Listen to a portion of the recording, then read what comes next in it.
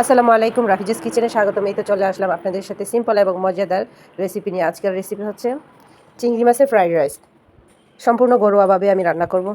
প্রথমে ফুটন্ত গরম পানির মধ্যে সামান্য তেল আর লবণ দিয়ে দিলাম, দিয়ে পোলাওয়ের চালটাকে 80% সিদ্ধ করে নেব। এই তো 80% সিদ্ধ করে নিয়েছি, তারপর ফ্রিজে রেখে দিয়েছিলাম। তারপর নিয়ে নিলাম গাজর, বরবটি, আলু, এই 3টা সবজি নিয়েছি।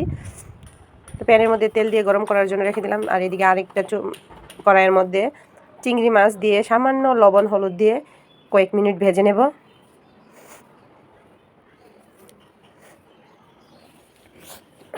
তারপর তেলের মধ্যে নাড়াচাড়া করে ভেজে নেব। আর এদিকে আমার পেঁয়াজ রসুন কুচি দিয়ে দিলাম।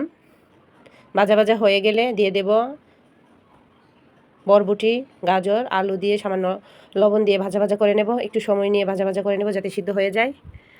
আর এদিকে চিংড়ি ভাজা হয়ে গেছে, দিয়ে দেব আদা বাটা হাফ চামচ, রসুন বাটা হাফ চামচ, তারপর জিরা হাফ চামচ, ধনিয়া হাফ চামচ, সামান্য মরিচ গুঁড়া,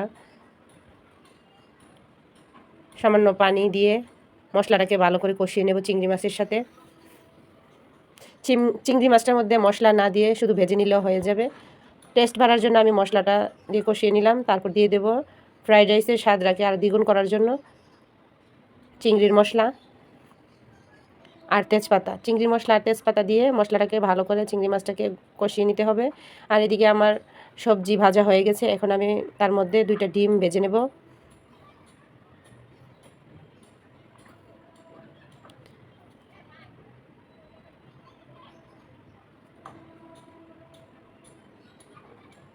দুইটা ডিমকে ভাজা ভাজা করে নেব একদম ঝুরি ঝুরি করে।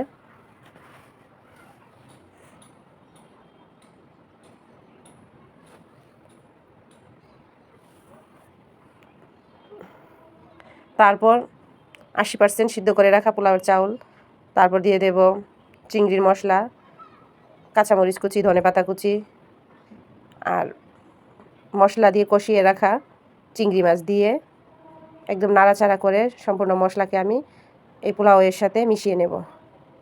চুলার আঁচটাকে মিডিয়াম টু লো হিটে করে রাখতে হবে। তারপর নাড়াচাড়া করে একদম লাস্ট ফিনিশিংয়ে আপনি 2 চামচ ঘি দিয়ে দিবেন। চাইলে অ্যাড করতে পারেন, না চাইলে সমস্যা নাই, যেহেতু চিংড়ি মাছ এটারই নিজস্ব ফ্লেভার আছে। তারপর এই তো আবার আমি নাড়াচাড়া করে নিচ্ছি। তার মধ্যে আর কোনো মশলা দেওয়ার প্রয়োজন নেই, শুধু নাড়াচাড়ার মধ্যেই থাকতে হবে। আশা করি এই ভিডিওটা ভালো লেগেছে। ভালো লেগে থাকলে অবশ্যই আমার চ্যানেলটিকে সাবস্ক্রাইব করবেন।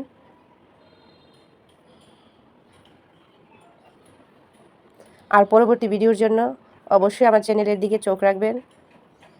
একদম ঘরোয়া এবং সিম্পলভাবে চিংড়ির ফ্রাইড রাইস অনেক মজাদার। আপনি চাইলে বেশি মশলা দেওয়া না, ঘরে হাতের কাছে যা মশলা আছে তা দিয়ে আপনি এই রেসিপিটা তৈরি করে নিতে পারেন। সবাই ভালো থাকবেন, সুস্থ থাকবেন। আল্লাহ হাফেজ।